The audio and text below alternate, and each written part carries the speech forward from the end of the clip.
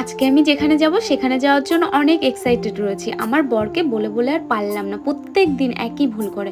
দরজাগুলো খুলে রাখে, আশেপাশে দেখে না।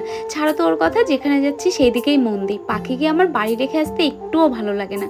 কিন্তু কি আর করা যাবে? তো আমরা এখন যাব পাম্পে। বরমশাই বাইকে তেল ভরবে। আমরা খুব একটা ঘুরতে বেরোই না যদিও। এই দরকার থাকলে তখনই বেরোনো হয় বেশিরভাগ সময়। এটাই আমাদের ঘোরা। এই ফুলগুলো কি ফুল বলে নাম জানি না। এই সময় হয়, দারুণ লাগে কিন্তু দেখতে। আর কৃষ্ণচূড়া ফুল তো ছোটবেলা থেকেছি। কি ব্যাপার, মেশিন চালানো দেখে অবাক লাগছে না? সেকেন্ড হ্যান্ড কিনেই ফেললাম। এটার জন্যই এত দূর আসা।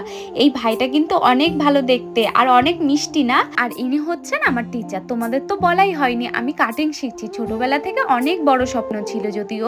এখন ভাবছি ছোট থেকে বড় স্বপ্নে পৌঁছাতে হবে, তাই তো নাকি?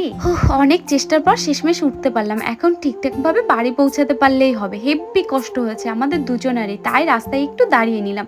খাবার খেতে চাইলে ও কখনো না করে না। এখান থেকে স্যান্ডউইচ আর চিকেন পকোড়া খেয়েছিলাম।